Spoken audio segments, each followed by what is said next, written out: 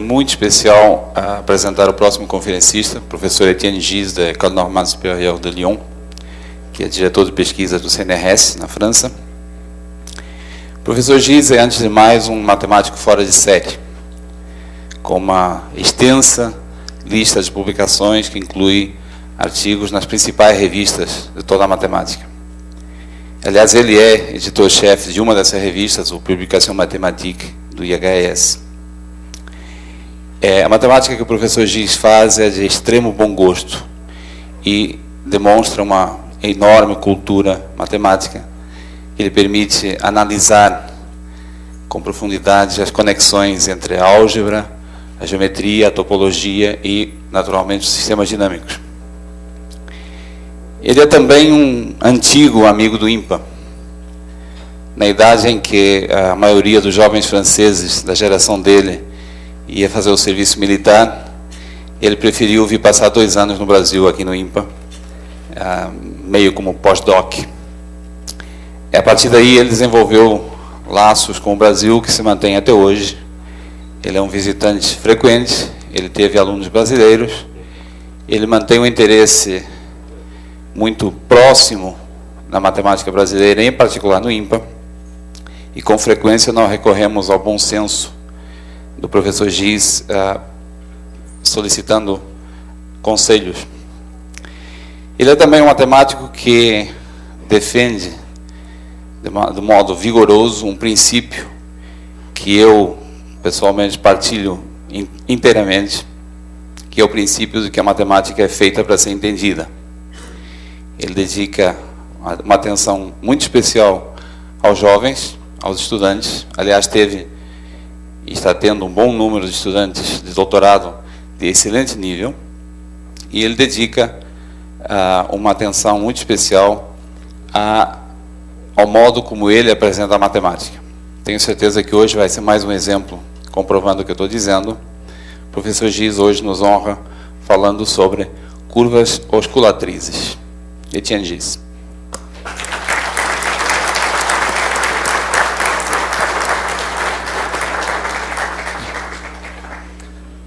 Muito obrigado. É uma palestra de divulgação. Eu não sei exatamente o que significa divulgação, então eu entendi a palavra no seguinte sentido. Eu vou tentar falar de objetos simples. Agora, na matemática, objetos simples não implicam matemática simples. Mas a palestra de hoje vai ser somente falando de curvas no plano. Eu vou começar com um negócio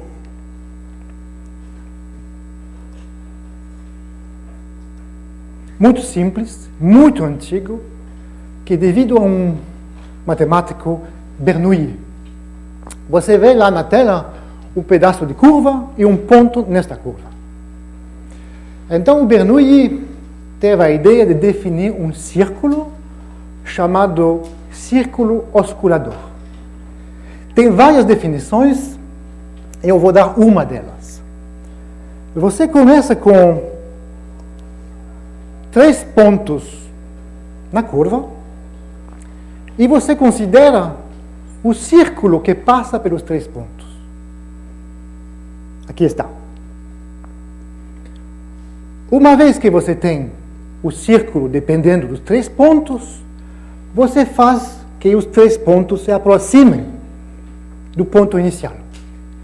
O que vai acontecer é que o círculo vai convergir para uma posição limite, que se chama de círculo osculador. Então, a palavra que os geometria, o pessoal antigamente falava assim, o círculo osculador é o círculo que passa por 3 pontos consecutivos da curva. Então, é exatamente isso que você tem que ter na sua mente. Tem 3 pontos tão pertinhos que você não pode distinguir, e tem um círculo que passa pelos 3 pontos. Esse círculo osculador tem muitas propriedades. Por exemplo, tem um livro que eu gosto muito do Newton. Nesse livro ele dá 8 definições diferentes do círculo osculador e demonstra que são as mesmas coisas. Vou mostrar uma dessas definições. Aqui você vê uma zona cinza entre o círculo e a curva. Então o fato é o seguinte, que nesta zona não tem nenhum outro círculo que passa pelo ponto que permanece dentro da zona. Se o círculo for menor, passa por baixo. Se o círculo for maior, passa por cima. Então, isso é a definição do Newton. O círculo osculador é o único círculo que tem a propriedade que a zona entre a curva e o círculo não tem nenhum arco de círculo dentro dele. Esse Newton é exato? Claro.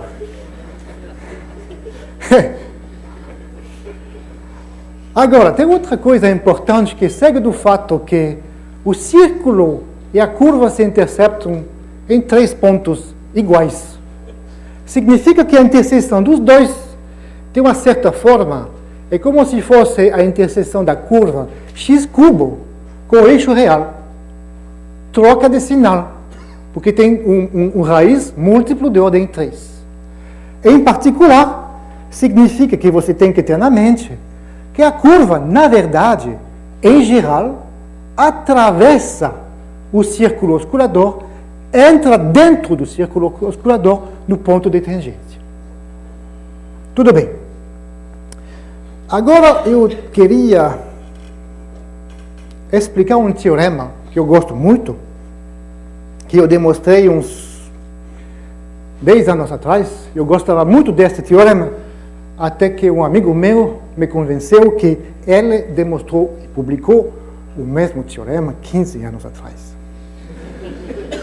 Até que eu convenci o meu amigo que o matemático chamado Kneser demonstrou e publicou o mesmo teorema em 1910. Até que recentemente, 5 meses atrás, eu descobri, por acaso, lendo vários livros, que esse mesmo teorema foi demonstrado em 1895 pelo Tate, que está o artigo dele. Então, é um teorema muito antigo. Aqui está o teorema. Vou chamar de Tate-Kneser, mas é um teorema de Tate, por enquanto.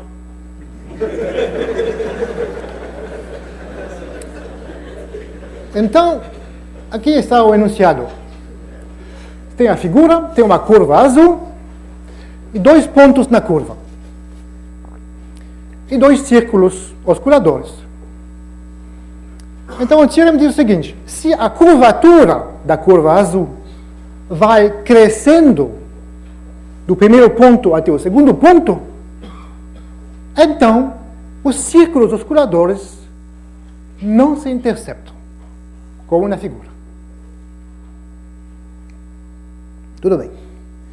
Então, antes de demonstrar este teorema para você, eu queria demonstrar que não é verdade. Então, eu vou começar com uma demonstração do contrário. Aqui está. Vamos supor que o teorema seja verdade.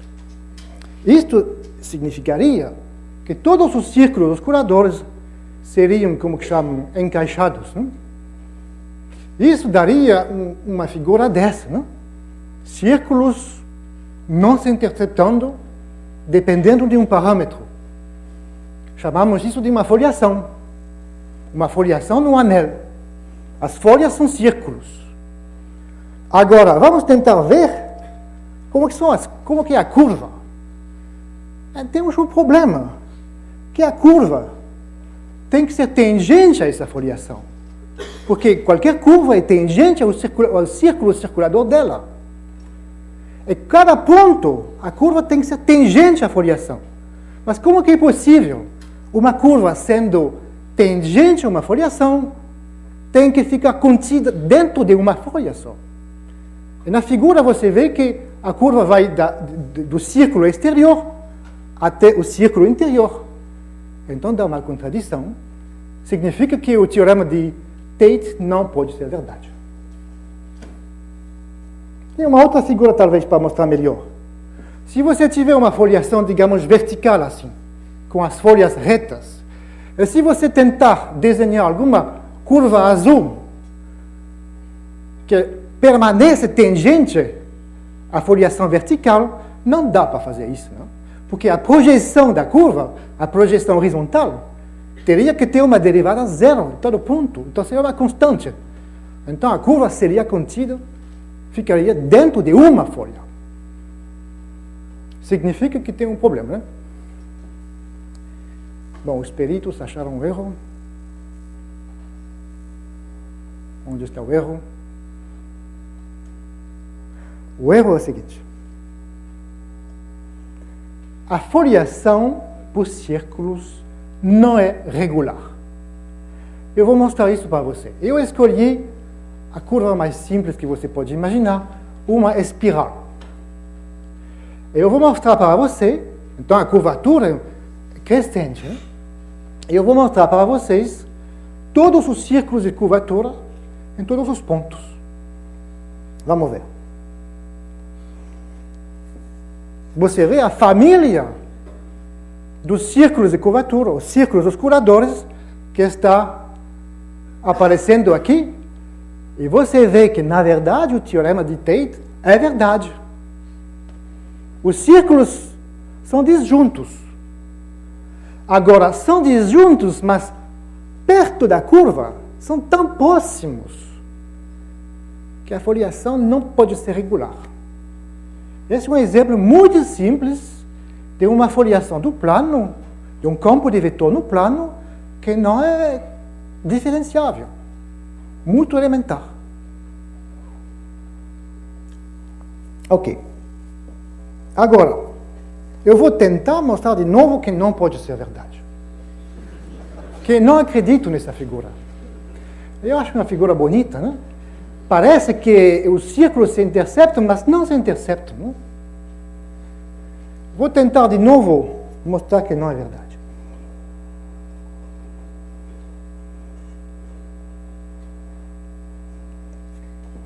Olha só. Esse aqui é um domínio no plano. E nesse domínio eu desenhei uma foliação por retas. Os segmentos vermelhos são segmentos de reta. E como uma foliação, quer dizer que os segmentos não se interceptam 2 por 2. Eu digo o seguinte, o fato que as folhas são retas implica já alguma regularidade para a foliação. Implica que a foliação é lipschitziana. O que quer dizer lipschitziana? Significa o seguinte, que se eu escolher dois segmentos verticais pretos como sendo transversais, e se para cada ponto x eu considero o ponto h de x do outro lado, isso vai definir um homeomorfismo h de um intervalo no outro intervalo. Eu digo que o fato que as folhas são retas implica que este homeomorfismo é lipschitziano. Por que isso? Um exercício muito simples. Se o homeomorfismo não for lipschitziano, significaria o quê? Que teria 2 pontos, digamos, a 1 centímetro, tais que as duas imagens seriam muito, muito mais próximos. Mas se as imagens fossem muito próximas, os segmentos conectando x, h de x, y, h de y, se cortariam antes de sair do domínio, que é proibido na figura. Isto implica que o fato de ter folhas com uma geometria limitada, sendo retas, no caso, implica uma regularidade para a foliação. Agora, vamos tentar generalizar um pouquinho. O que é que podemos dizer se temos a mesma figura, só que agora as folhas, em vez de ser segmentos, são arcos de círculo. Será que isto, o mesmo argumento, ainda implica que a foliação é lipschitziana? A resposta é não, claro que não. Porque já vimos um contra-exemplo. A família dada pelo teorema de Tate-Kneser dá uma foliação por círculos. E ela não pode ser lipschitziana, porque se for lipschitziana, nós poderíamos aplicar o teorema de Cauchy-Lipschitz, que diz que tem uma solução única das equações diferenciais. Então, isto não pode implicar lipschitziano. Então, a pergunta é, será que implica algo na regularidade da foliação? Será que implica alguma regularidade para o homeomorfismo H?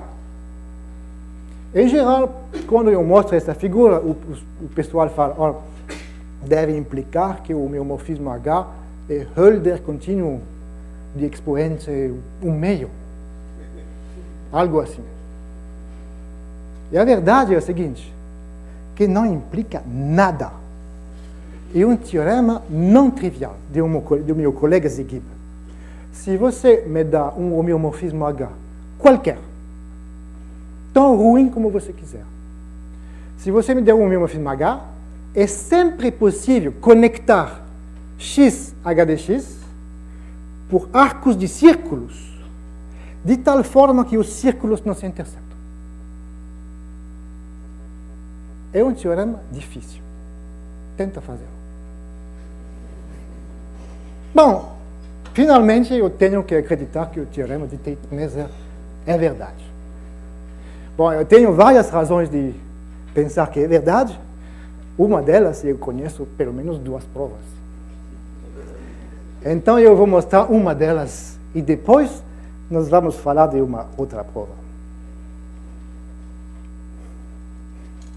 Chegamos no momento de demonstrar o teorema de Tate-Kneser. Veja só, aquela figura. Tem um círculo grande com um ponto P, tem um círculo pequeno com um ponto P', e eu quero mostrar que o círculo pequeno está contido dentro do círculo grande.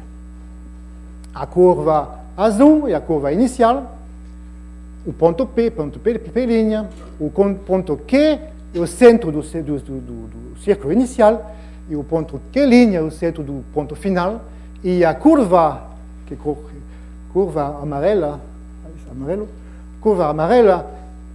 é a curva dos centros dos círculos osculadores entre P e P'. Agora, tem uma constituição que devida também a Bernoulli, muito simples, muito clara, que eu vou mostrar para você. Vamos supor que eu começo com uma corda, a corda PQ. Eu vou fixar a corda no ponto Q. E eu vou puxar a corda PQ e eu vou enrolar a corda PQ ao longo da curva QQ'. Quando a corda se enrola ao redor da curva QQ', a extremidade livre P vai descrever uma curva, que curva? A curva azul. A gente diz que a curva azul é a evolvente da curva verde e que a curva verde é a evoluta da curva azul. Agora, uma vez que você entendeu isto, o teorema de Tate-Kneser é óbvio. Veja só. O comprimento QP é o comprimento da corda. Portanto, é igual ao comprimento do arco QQ' mais o comprimento do segmento Q', Óbvio. Agora, o comprimento de um arco é maior que a distância entre as extremidades. Isto implica que a distância QP é maior ou igual que QQ' mais Q', que significa nada mais que o fato que o círculo vermelho pequeno está contido dentro do círculo vermelho grande. QID. Ok. Agora,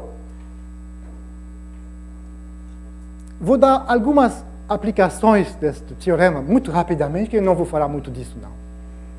A primeira observação é que temos na esfera de Riemann, na esfera S2, temos aquele grupo de transformações muito interessante, as transformações de Möbius, Z, AZ mais B dividido por CZ mais D, que levam círculo em círculo. Essas transformações, como levam círculo em círculo e também são diffeomorfismos, elas preservam também a ordem de contato com curvas. Isto implica que a noção de círculo oscilador, na verdade, é uma noção conforme. Se você tiver uma transformação de Möbius, ele vai levar círculo oscilador em círculo oscilador. Portanto, também, uma vez que você tem dois pontos numa curva, isso dá dois círculos disjuntos que definem um anel. E no curso de variável complexa, vocês sabem que existe uma noção de módulo de anel. Esse módulo do anel é um número dependendo de dois pontos numa curva. E esse número é um invariante conforme. Pode ser muito útil para entender a geometria conforme. No caso em que você faz isso localmente, com dois pontos muito próximos, você tem uma fórmula bastante bonitinha que diz que o módulo do anel infinitesimal entre o ponto S e S mais ds é dado por essa fórmula. E a raiz quadrada de dk ds, onde cai a curvatura. Tudo isso dá uma demonstração muito simples, que eu não vou dar, mas dá uma maneira de pensar muito simples, e dá uma demonstração bem simples do teorema dos quatro vértices. O teorema dos quatro vértices diz que quando você tem uma curva fechada simples no plano, e quando você olhar a curvatura ao longo da curva, esta curvatura tem pelo menos 4 pontos críticos. Com esse teorema de Tate-Kneser, tem uma demonstração em 2 linhas. Mas não vou falar disso, não é problema. Eu vou tentar generalizar. Agora vou demonstrar outro teorema, que eu acho meu, mas é tão simples que não pode ser meu. Não vou. Eu acho que você sabe. Então, desculpa, esquece disso. Não é interessante. Okay. Não, eu só queria dizer que esse teorema pode ser usado para outras coisas, mas não tem nada, não é importante para entender a palestra. Ok, então vamos no outro teorema. Vocês sabem o que é o polinômio de Taylor. Vamos supor que tem uma função f diferenciável num intervalo com valores reais. Então vocês sabem que o que é o polinômio de Taylor de ordem 2k é aquele polinômio, não? No ponto t e o polinômio de grau 2k dado por esta fórmula. Todo mundo conhece a fórmula de Taylor. Ok. Então, eu vou mostrar algum exemplo. Esse aqui é o gráfico da função exponencial de x. Bom, a escala não é muito certa, porque exponencial de 0 é 1, e 1 é muito pequeno na figura. Não? Então, eu vou mostrar para você os vários polinômios de Taylor, dependendo do k. Não? O primeiro polinômio de Taylor é a tangente. Não? Uma curva de grau 1, uma reta. Esse é o segundo, terceiro, quarto, quinto, sexto, sétimo, oitavo e, como que é em português? Nono. Ok. Agora eu vou enunciar um teorema. Aqui está o teorema.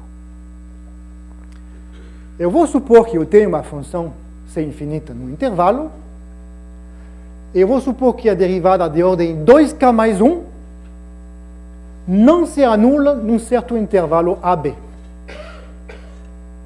Então o teorema diz que os gráficos de todos os polinômios de ordem 2k, em todos os pontos t no intervalo, são disjuntos.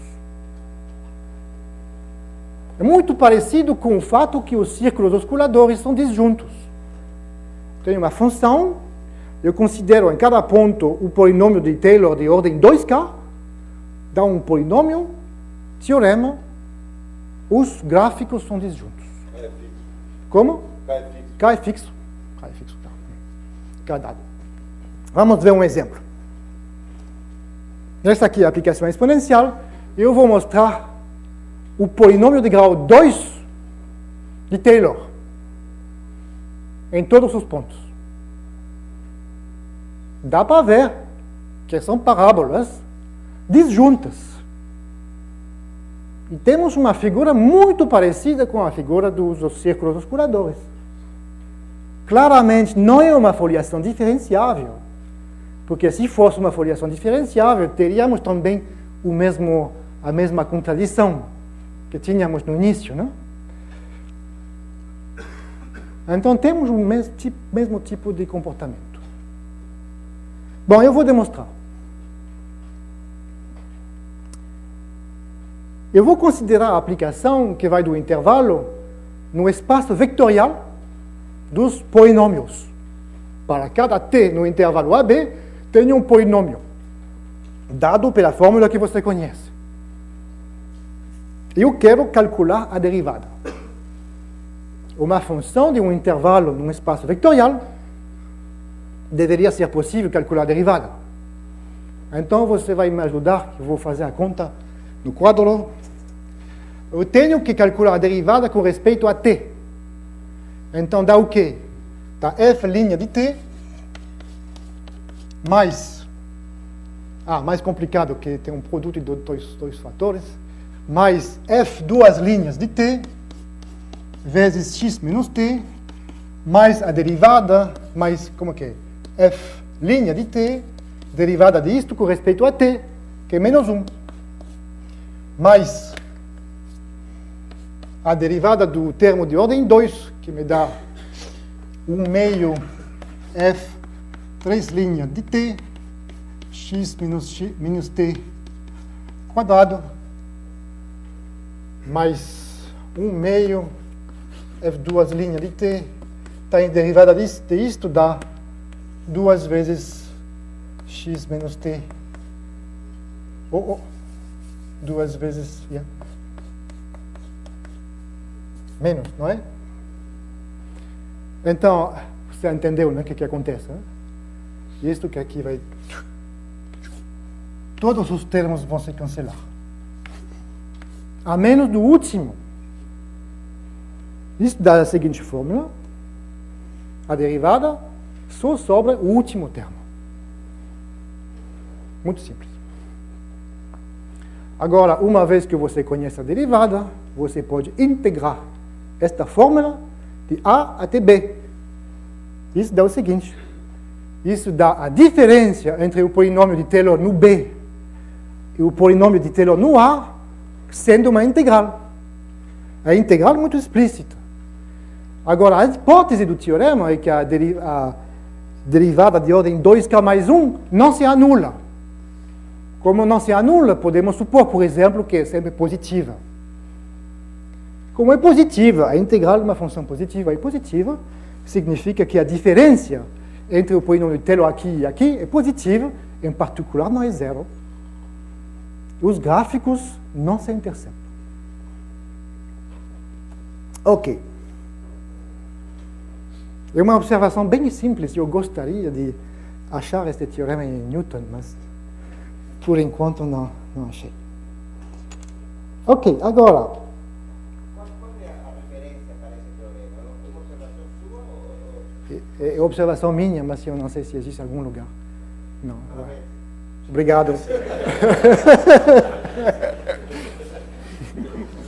Ok. Ok. Então, é muito claro que tem uma semelhança entre os dois teoremas. Né? O teorema de Tate e o teorema de Taylor parecem similares. Hein? Então, eu vou tentar achar um teorema mais geral que contém os dois. Então, o teorema é o seguinte. Não é um teorema por enquanto, vou falar um pouco mais.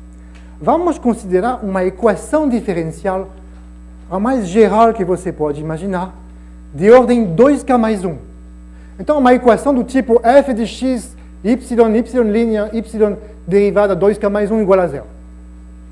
A equação diferencial a mais geral que você pode imaginar.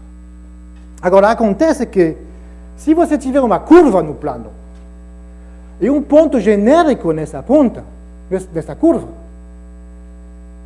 vai existir localmente uma única solução dessa equação diferencial que tem a mesma derivada segunda, terceira, etc., até a derivada de ordem 2k.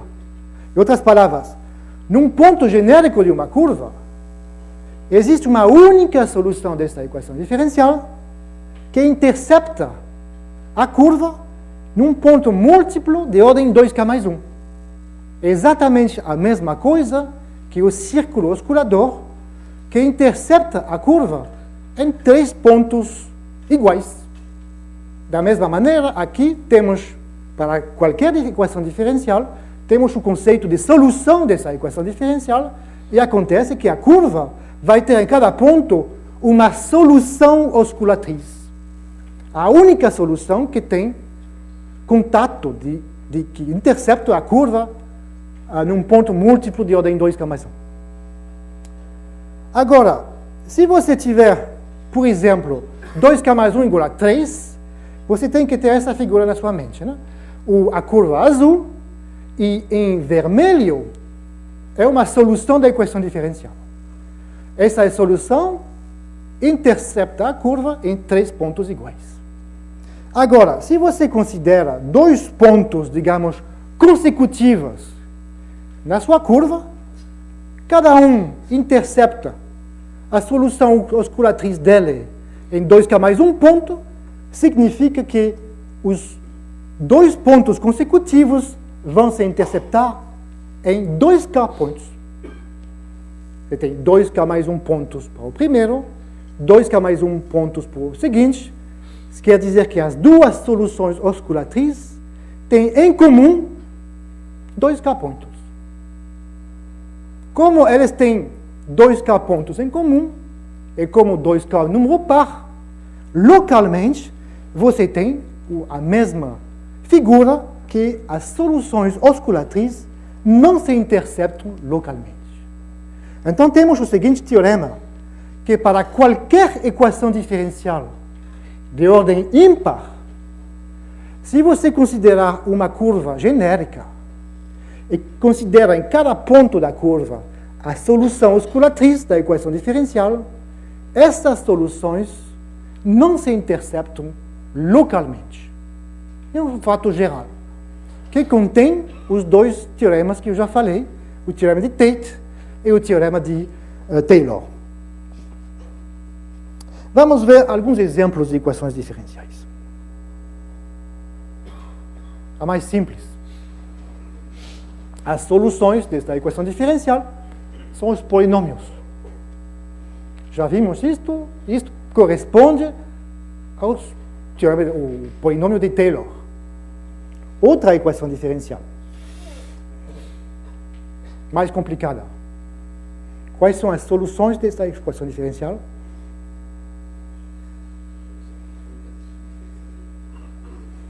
Alguém sabe? Como? Ah, dá para ler.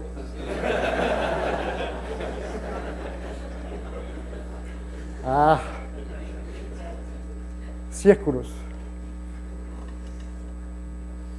Esta aqui.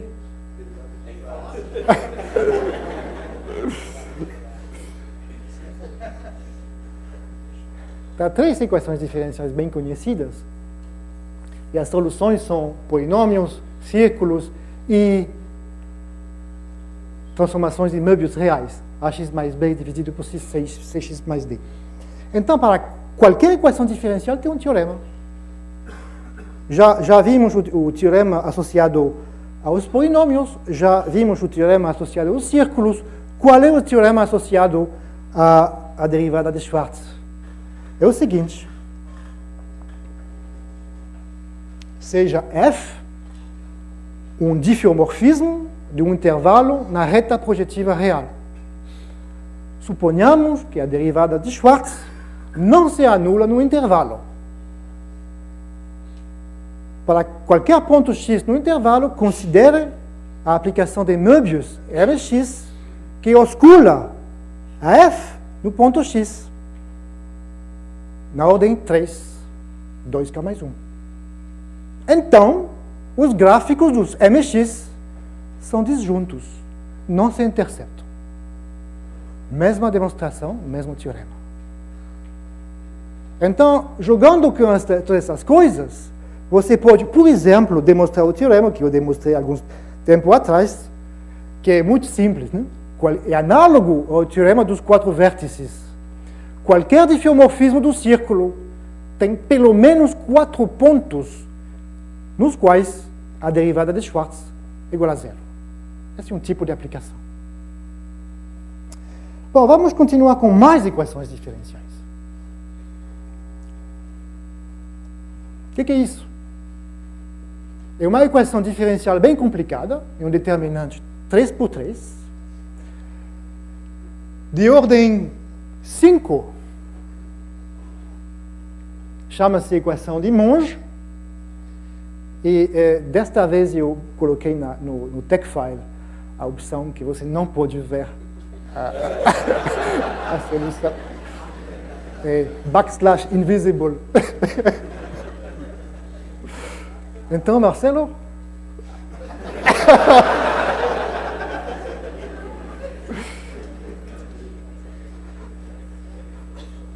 São as cônicas. As cônicas no plano real dependem de 5 parâmetros. Então, deve ter alguma equação diferencial de ordem 5, cuja solução geral seja as cônicas. Essa equação é esta. Agora, podemos fazer a mesma coisa. Duas cônicas no plano, todo mundo sabe que se interceptam no máximo 4 pontos. Significa que, eu falei antes que tudo isso funciona nos pontos genéricos. Né? No caso, os pontos não genéricos são chamados pontos especiais. No caso de cônicas, tem um nome clássico da geometria diferencial, chama-se os pontos sextáticos. Um ponto sextático é um ponto onde a cônica osculatriz tem contato maior que esperado. Então temos um teorema que se temos uma curva sem ponto sextático, as cônicas osculatrizes não se interceptam. Mesmo teorema. Por que isso? Não é muito claro, não. Temos que dizer, olha só, duas cônicas osculatrizes consecutivas se interceptam localmente num ponto múltiplo de ordem 4. Porque 4, 2k mais 1, menos 1, 5 menos 1, 4. Então, duas cônicas osculatrizes consecutivas se interceptam em 4 pontos. Agora, duas cônicas só podem se interceptar em 4 pontos. Então, tem que se interceptar lá, nesses 4 pontos. Significa, em particular, que tem mais ou menos a seguinte figura. Não? As cônicas osculatrizes, cada uma intercepta a seguinte, em 4 pontos iguais. Mais ou menos como nesta figura. Bom, como? É local. Não, essa aqui é global. Global, né? Então eu vou mostrar a figura, outra vez a espiral. Em cada ponto eu vou mostrar a cônica osculatriz. E tem basicamente o mesmo tipo de figura que tínhamos antes.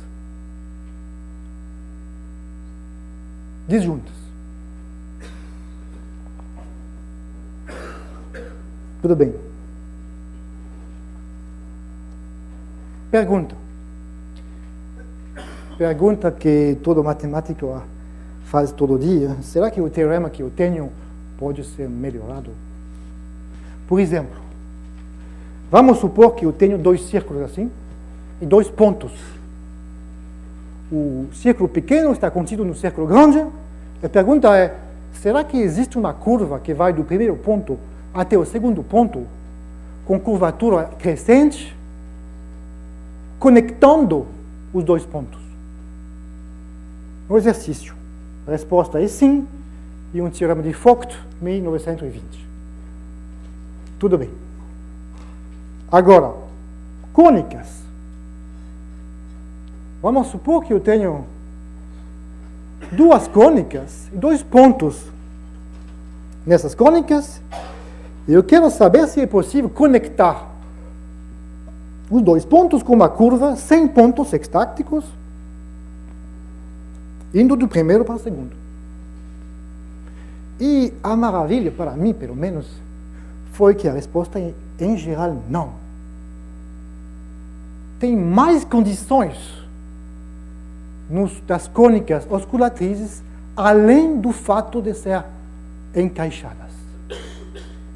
Eu vou mostrar para você uma coisa que eu gostei muito, ainda gosto muito, uma condição mais forte que acontece nas cônicas osculatrizes de uma curva no plano. Aqui está o teorema. É um teorema, proposição. Olha só. Eu digo o seguinte. No conjunto das cônicas do plano real, existe uma família de relação de ordem que eu denotei por esse símbolo com o índice lambda, estar contido lambda, que tem as seguintes propriedades. O lambda é um parâmetro que vai do 0 para 1. Propriedade 1, essas relações de ordem são naturais. Quer dizer que se eu transformar uma cônica por outra cônica usando o grupo projetivo, que é o grupo de simetria natural, então é invariante por transformações projetivas. 2. Quando lambda é igual a 0, é nada mais que o fato de ser contido. Então, estar contido 0 quer dizer estar contido. 3. Se o lambda crescer, a condição de estar contido lambda fica mais forte. Se lambda for menor que mi, se C está contido mi em C', então C está contido lambda em C'. 4, que não vou explicar. Essas relações são basicamente as únicas relações de ordens razoáveis no conjunto de cônicas, razoáveis querendo dizer mais ou menos satisfazendo as propriedades que estou explicando agora. 5. As cônicas osculatrizes de uma curva sem pontos sextácticos não somente estão contidos, são encaixadas, mas estão encaixadas com a relação forte estar contida 1. E 6 ou 7, não sei. 6. Esta é a boa condição. Quer dizer, se eu tiver duas cônicas, a segunda sendo contida 1 na primeira, então é verdade que existe uma curva sem ponto sextáctico indo do primeiro até o segundo.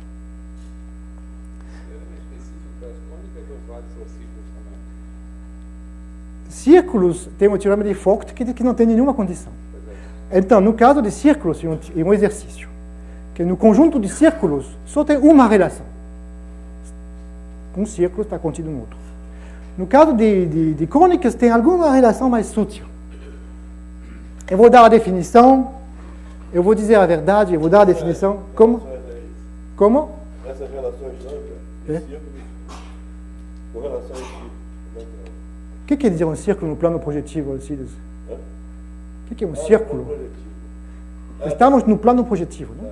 Tá bom? Então, eu vou dar a definição e eu tenho que dizer que eu não gosto desta definição. Eu gostaria de ter uma definição muito geométrica, que não gosto de fórmulas. Né? Eu vou dar uma definição que usa fórmulas. Eu tenho algumas ideias para fazer uma definição geométrica, mas por enquanto não funciona. Aqui tem a definição. Vamos supor que temos duas cônicas, C e Então, uma cônica tem uma equação. A equação é uma matriz simétrica 3 por 3. Ok. Eu posso supor, como as cônicas não são vazias, né, que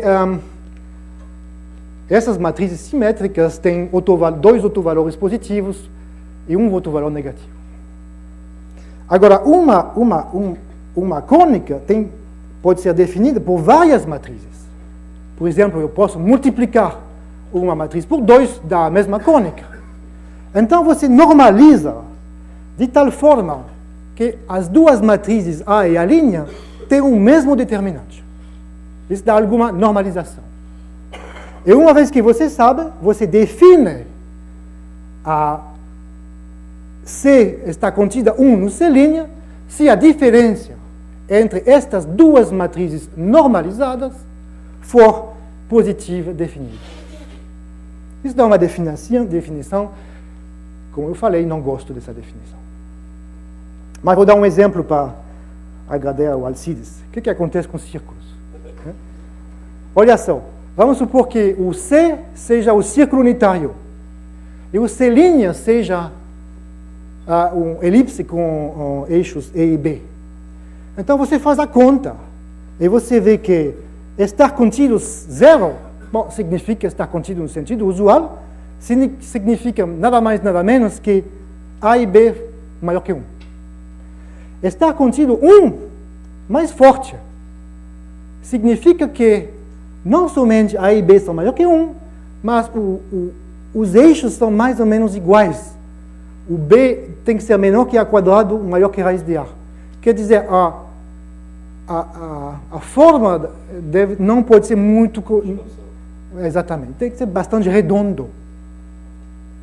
Não entendo muito bem essa condição. Mas deve ter alguma condição geométrica. Ok. Vamos andando.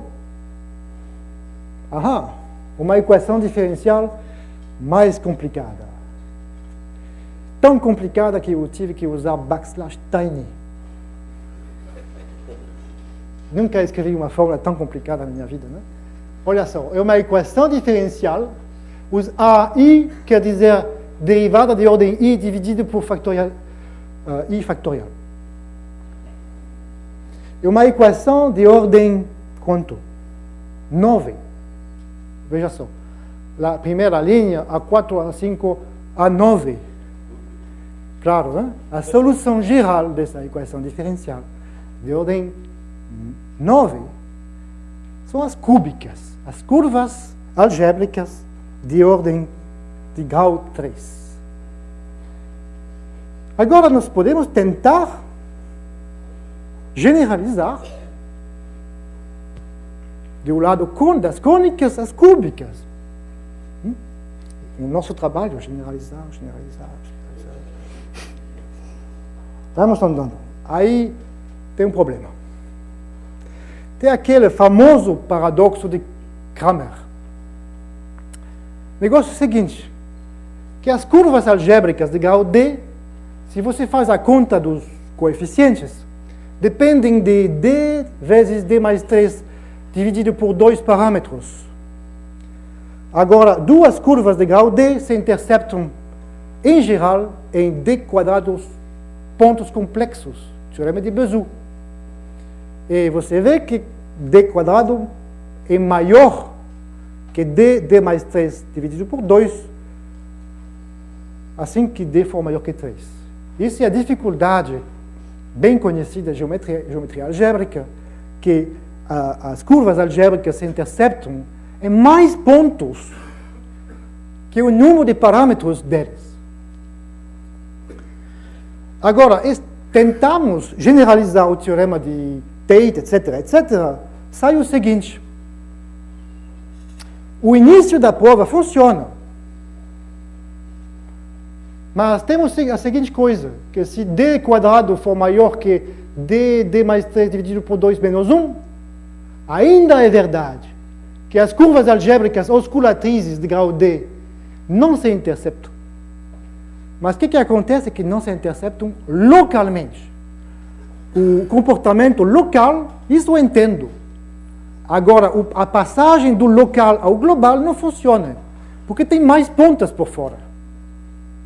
Então, o teorema que temos que as curvas algébricas osculatrizes de grau D não se interceptam localmente, mas quem sabe, isto não implica que elas não se interceptam globalmente. Vamos ver um exemplo de o que poderia acontecer. Quando D for igual a 6, 6 vezes 6 mais 3 dividido por 2 menos 1 dá 26, e 6 quadrado é 36. Significa o seguinte, que vamos ter esse tipo de situação. Eu desenhei aqui duas curvas, que eu acho de grau 6. Elas se interceptam em 10 pontos amarelos e um ponto preto de ordem 26. E isso poderia acontecer. Poderia acontecer que quando eu vou ao longo de uma curva diferenciável, as curvas algébricas osculatrizes poderiam ser localmente encaixadas. Isso não implicaria que são globalmente. Vamos tentar entender isto um pouco melhor, mas tem um caso, mais um caso, onde o negócio ainda funciona. É o caso das curvas cúbicas. Algumas curvas cúbicas têm a forma seguinte, tem uma oval e tem um pedaço infinito. Agora, duas ovais se interceptam no máximo em 9 pontos, porque são pedaços de uma cúbica, e 3 vezes 3 dá 9. Mas sendo ovais, eles têm que se interceptar no número par de pontos. O número par, menor que 9, tem que ser menor que 8. Isto significa que no caso das cúbicas e das ovais das cúbicas, ainda funciona o argumento. E o fato de estar contido localmente, ainda implica que está contido globalmente. Vamos ver um filmezinho no caso da espiral. Mais uma vez, eu fiz o desenho da espiral. Em cada ponto, eu desenhei a cúbica osculatriz. Você vê em verde a cúbica osculatriz, que tem 2 pedaços, um pedaço infinito, que vai assim mais ou menos como uma reta, e um pedaço finito, que é oval. Você sabe que a osculação não é um pedaço infinito? Como que? Como você sabe que a osculação não é um pedaço infinito, não é no ramo infinito? Poderia ser, mas nesse caso, é no ramo, é na oval. Porque é isso que o computador mostrou.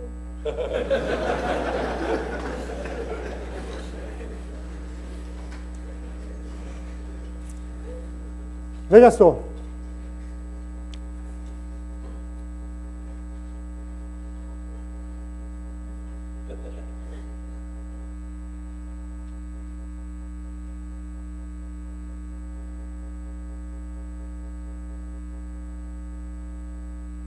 Funciona.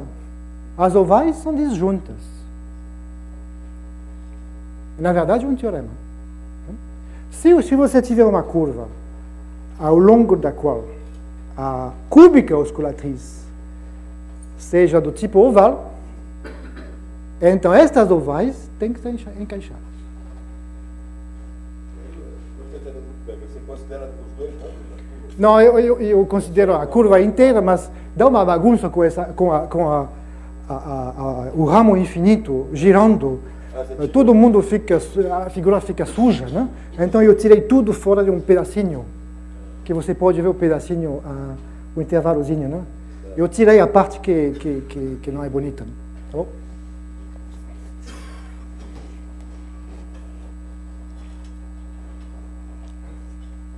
Vamos tentar fazer alguma coisa em grau maior. E, vendo que o tempo passa rápido, não vou fazer tudo o que quero fazer. Vamos tentar ir além das cúbicas. Vamos supor que D é um número par e que D mais 3 dividido por 2 é um número ímpar, que significa que D tem a forma 4K mais 2. Então, podemos fazer a seguinte coisa. Podemos considerar o conjunto, a variedade de todas as curvas algébricas de grau D. Isso é uma variedade. Além disso, eu vou considerar o conjunto XD das curvas algébricas de grau D com um ponto base. Um espaço que tem uma dimensão a mais. Agora, a observação é que cada vez que você tem uma curva no plano que não tem ponto especial, que não tem ponto detático, digamos, então você pode fazer o seguinte: em cada ponto desta curva, você tem a curva algébrica de grau D osculatriz. Em outras palavras, cada curva no plano dá uma curva em XD, a curva das curvas osculatrizes. E essas curvas têm vetores tangentes, que vão definir um cone convexo, que vão gerar um cone convexo. Em outras palavras, no conjunto das curvas algébricas de grau D, existe um campo de cone natural, um campo de cone convexo completamente natural. Então, a pergunta é a seguinte. Esse é um desenho artístico. Estou pensando no conjunto XD, e cada ponto tem um cone. Cada cone, campo de cone, uma variedade, não? Define uma relação de ordem. Eu queria dizer que o ponto A é menor que o ponto B, como na relatividade geral, né? Eu vou pensar nesse cone como sendo o cone do futuro. Então eu queria dizer A é menor que B se existe uma curva que vai de A até B e que cada ponto vai na direção do cone. Isso dá uma relação de ordem no interior do cone. Isso dá uma relação que vamos pensar como sendo uma relação de ordem, e se tudo isso funcionar, teríamos um teorema bonito que as curvas osculatrizes seriam ordenadas com respeito a esta ordem. Infelizmente, não tem mais luz.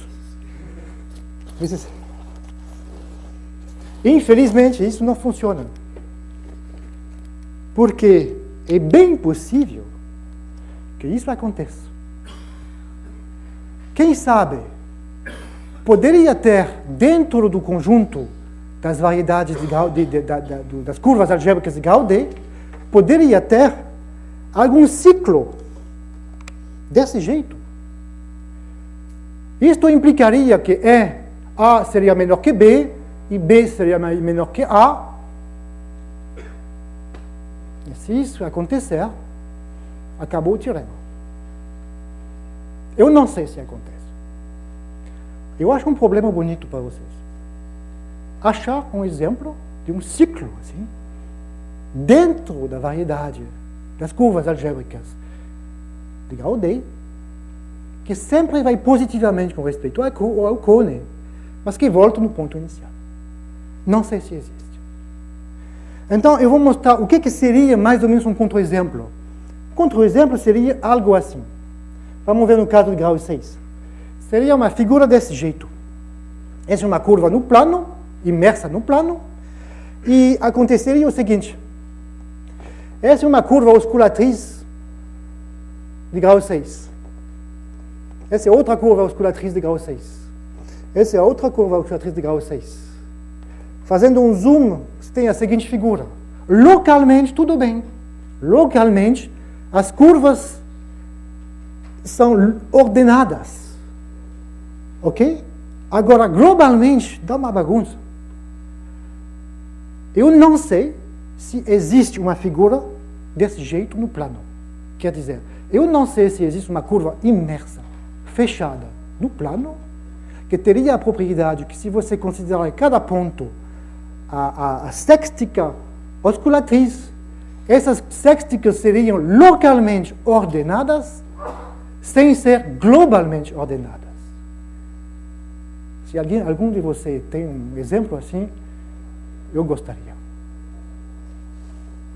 Ok. Uma coisa boa com a Beamer, primeira vez que eu dou uma palestra com Beamer, que você pode colocar uns botãozinhos aí, né? E se eu apertar um botão, pula. E vocês não vão ver o que eu queria dizer depois. Então eu vou apertar aquele botão. Então eu vou acabar com algumas observações, as coisas, as perspectivas, as coisas que eu queria fazer e as coisas que eu acho razoável fazer. Primeira coisa é que o conjunto das cônicas é um conjunto interessante, claro, mas é nada mais que um conjunto, um espaço homogêneo. O grupo projetivo age no conjunto das cônicas, age transitivamente. Em outras palavras, nós podemos pensar no conjunto das cônicas como sendo um espaço homogêneo num grupo de Lie. Eu acho que seria muito bom se alguém tivesse a vontade de estudar, em geral, como que são as relações de ordem nos espaços homogêneos em geral. Segunda coisa que eu queria fazer seria não somente entender os campos de cones, como eu falei, mas também entender as relações de ordens. Essas coisas de ordenar as cônicas com uma ordem que depende de um parâmetro entre 0 e 1, eu não gosto do meu teorema porque eu não entendo. Eu gostaria de entender melhor o que está acontecendo. E, finalmente, provavelmente mais sério, é que eu gostaria de entender e que a verdadeira motivação que eu tenho é eu gostaria de entender o caso da dimensão infinita. Tem casos muito interessantes, por exemplo, na dinâmica, nos grupos de diffeomorfismos de contato. Eu acho que vai ter uma palestra do Eliasberg, na segunda que vem, neste assunto. No grupo de dimensão infinita dos diffeomorfismos de contato, tem aquela estrutura de cone, e acontece que, nesse caso, existe um loop. Uma coisa fascinante. Então, se vocês tiverem tempo, vai na palestra na segunda ou na segunda-feira. Ok, acabou. Então, eu pensei que, quando eu preparei essa palestra, tinha várias palavras em português que eu não sabia. Então, eu quero dividir com você as minhas descobertas no dicionário. Eu descobri que o verbo oscular tem um significado muito bonito, não? Significa beijar. Você usa mesmo? Que ósculo é um beijo de paz e amizade. E também eu descobri com muito prazer que naquele dicionário clássico, né, da língua portuguesa, né, olha só a definição do círculo osculador. Círculo que passa por 3 pontos consecutivos. É uma coisa fascinante, né? O cara entendeu tudo. Né? Obrigado.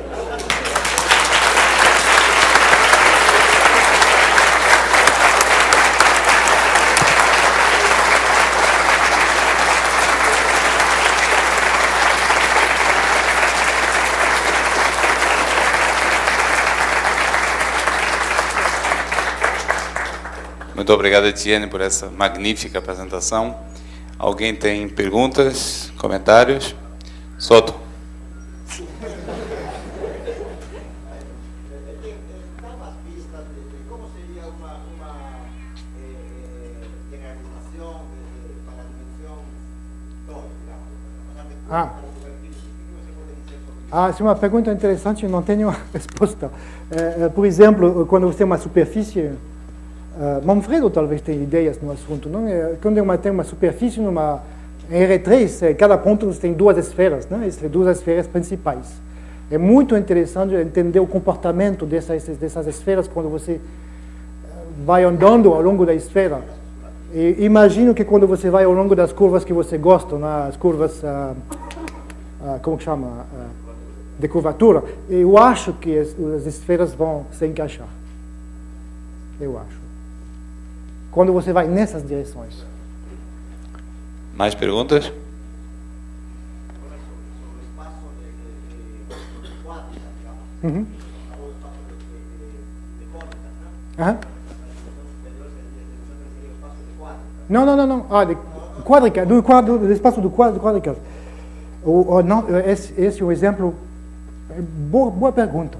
Eu fiz a pergunta de entender, em geral, os espaços homogêneos. Esse é um exemplo. Eu concordo com você que o primeiro exemplo que a gente tem que olhar seria... mas tem outros exemplos. Por exemplo, eu gosto de a Grassmanniana, Lagrangiana, por exemplo, coisas assim. Né? Tem campos de cones em todos os lugares, a geometria simpléctica, por exemplo. Mais uma. Sérgio. Só uma curiosidade, o Newton estava interessado nesses estudos por causa do problema das cordas tônicas aparecem como soluções da... Olha, é uma história fantástica, eu não tenho tempo de contar tudo isso, mas na época não tinha aquelas discussões do pêndulo, que não bate exatamente no tempo igual. Então a pergunta era como que podemos construir um pêndulo que dá um tempo exatamente independente da amplitude. Né? E a ideia do Huygens era exatamente usar a evoluta evolvente por causa disso. Então, uma vez mais, é uma interação interessante entre matemática e tecnologia, digamos. Soto?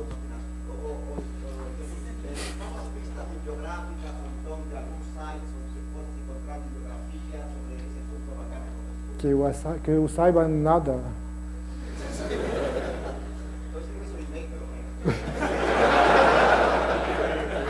Se você quiser, olha, se você quiser, eu posso botar a minha palestra na minha homepage, se você quiser. Tá bom. Mais alguma pergunta, comentário? São 8 megas, hein? Tem aqueles filmes. Vamos agradecer mais uma vez ao Etienne.